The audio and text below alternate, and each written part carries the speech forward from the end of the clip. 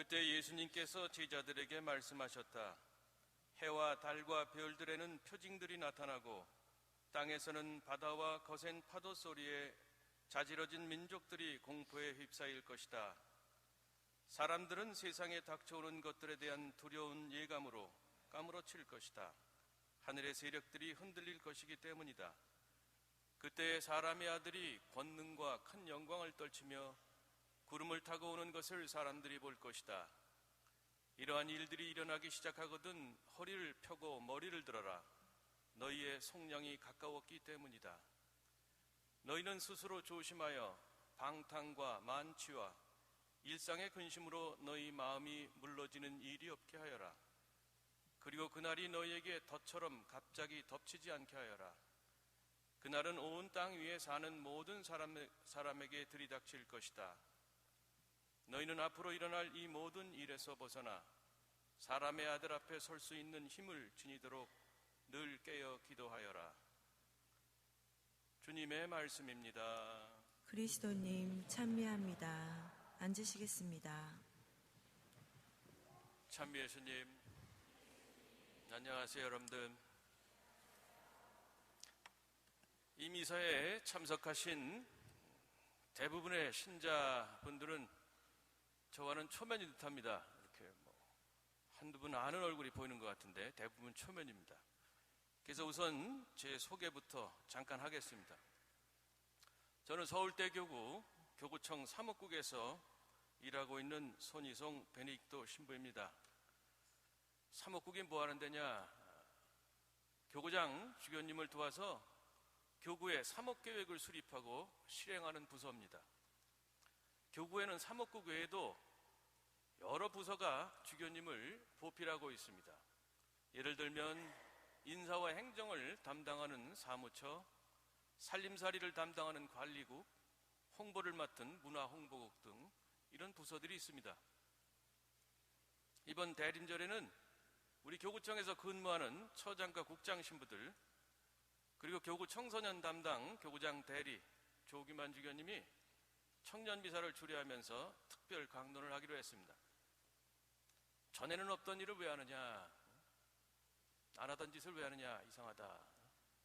신앙회를 의미 있게 보내기 위해서입니다. 많은 분들 이미 들어서 잘 아시겠지만 우리 교황님 베네딕토 16세께서 작년에 1년 전에 신앙회를 지내겠다 그렇게 선포를 하셨습니다. 이 신앙회는 올해 10월 10일에서 시작이 됐고 내년 11월 24일 그리스도왕 대축일에 끝나게 됩니다. 교황님이 왜 신앙회를 선포하셨겠느냐 하는 거예요. 우리 신앙이 축 처진 신앙이 좀 활성화되기를 바라는 마음에서 그러신 겁니다. 우리 신앙이 활성이 되면 우리가 입으로 고백하는 그 그리스도를 진정으로 만날 수 있고 그리스도를 진정으로 만나게 되면 그분이 주시는 기쁨과 힘, 위로와 희망을 체험할 수 있게 됩니다. 우리 서울대교구는 교황님의 뜻에 따라서 신앙의 해를 위한 다양한 계획을 마련해서 본당에 보냈습니다.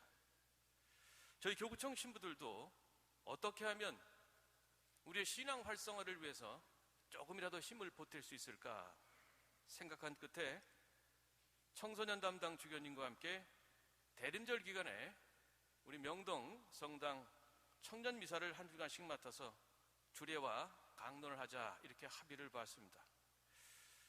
우리 시대 청년들 여러 가지 많은 어려움 겪고 있습니다. 그래서 저희가 무슨 도움을 뾰족히 드릴 건 없습니다만은 이 하느님을 알게 되는 이 신앙 이걸 통해서 조금이라도 힘을 얻었으면 좋겠다는 그런 마음에서 이런 계획을 세웠습니다. 저희 계획을 잘 이해해 주셔서 이런 자리를 마련해 주신 명동 본당 주임 신부님께 이 자리를 빌어서 깊이 감사드리고 싶습니다. 저는 약 3개월 전인 8월 말 교구 인사이동으로 사목국장 소임을 맡게 됐습니다.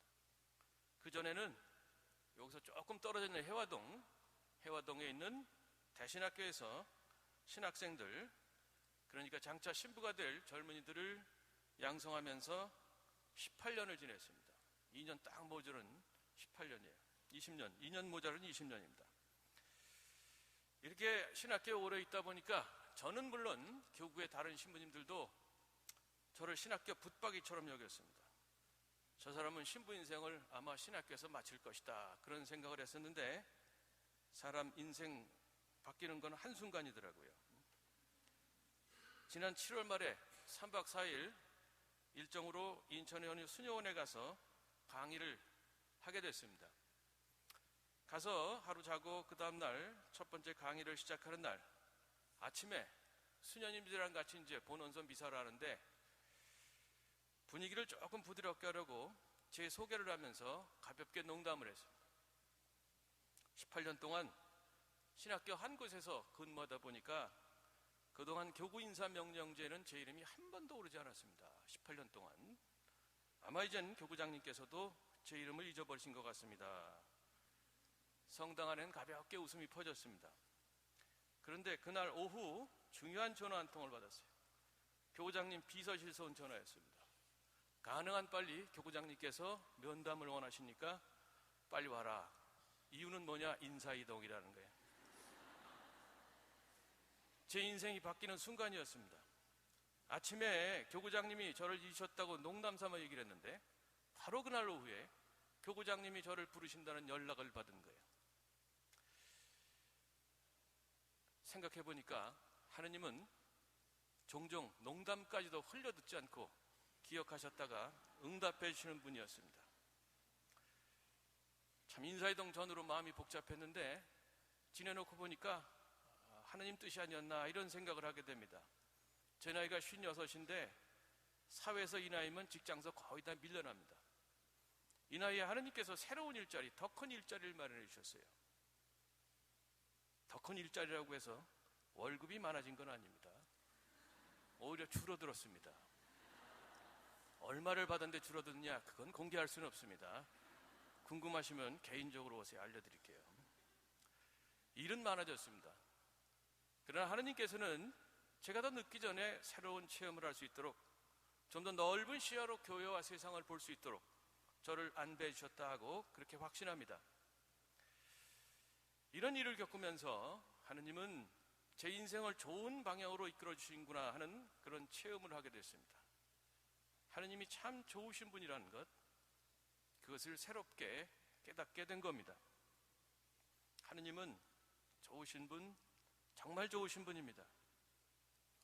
그러면 나도 하느님이 정말 좋으신 분이라는 것을 깨닫고 체험해보고 싶은데 어떻게 하면 좋겠느냐, 이렇게 생각하실 겁니다. 세 가지를 말씀드리겠습니다. 첫째, 성경 말씀을 귀담아 듣는 겁니다. 하느님은 성경을 통해서 지속적으로 우리에게 필요한 말씀을 건네십니다. 평소엔 별 느낌 없이 읽던 성경 말씀이 어느 순간에 우리 마음에 와 닿아서 힘과 용기를 주는 경우가 있습니다. 바로 이때가 문자로 된 그 성경 말씀이 살아있는 생생한 하느님 말씀으로 변화되는 순간입니다. 예를 들어보죠. 여러분들 대부분 아우스팅 내지 아우구스틴이라는 그런 이름, 성인 이름을 아실 겁니다.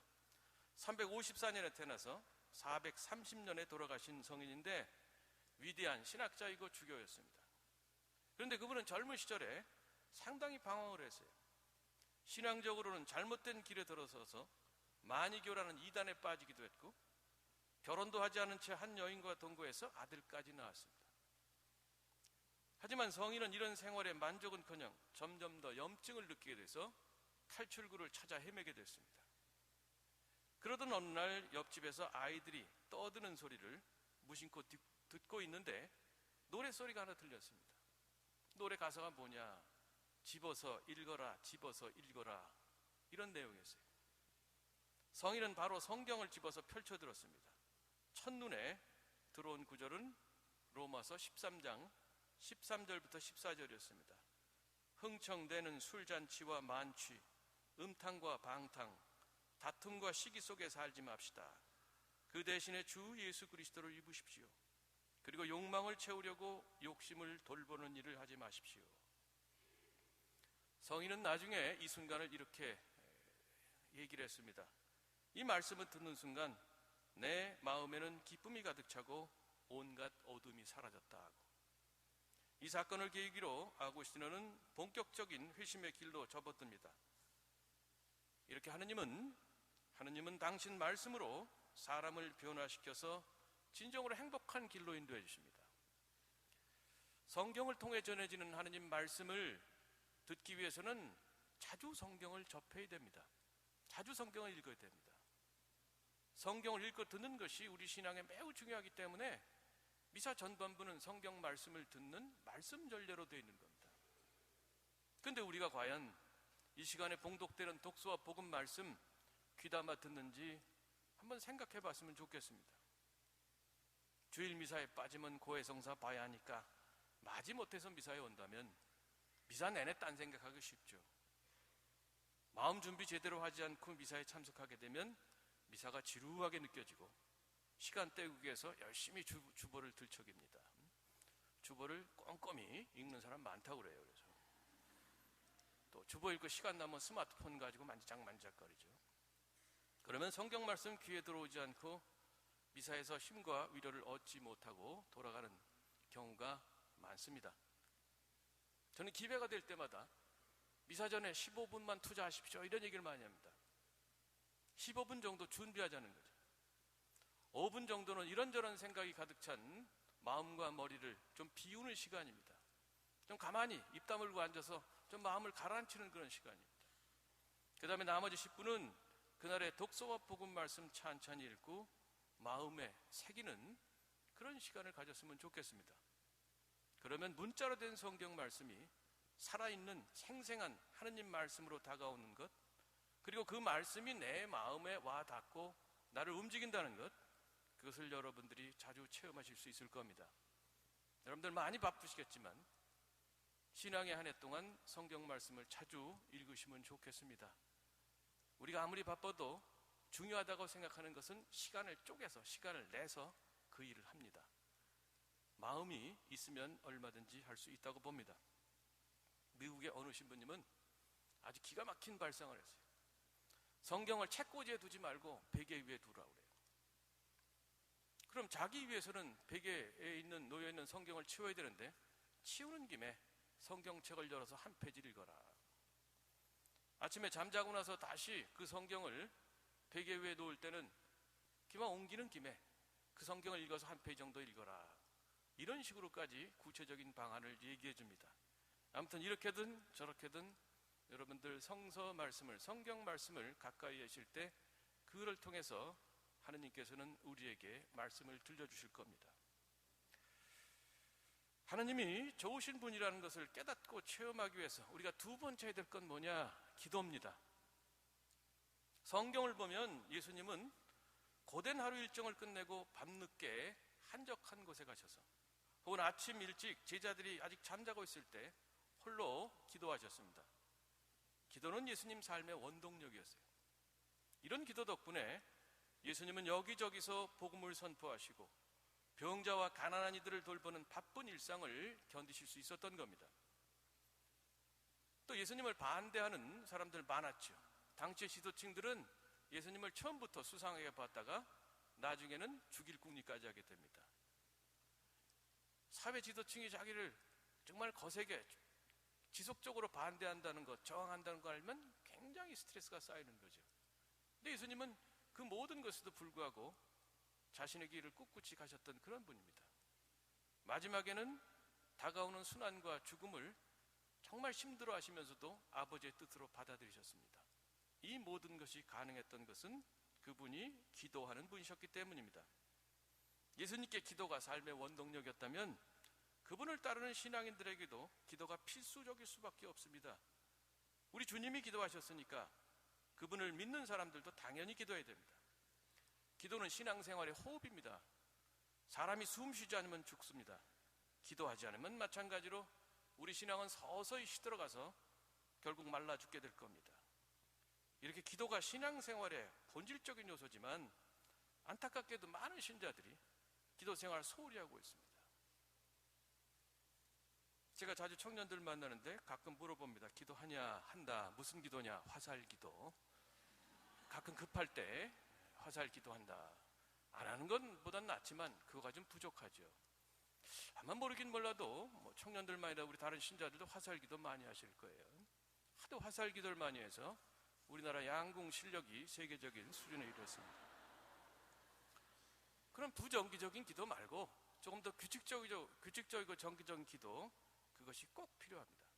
그럴 때 기도가 우리에게 진정의 힘이 된다는 걸 여러분이 느끼실 수가 있을 겁니다.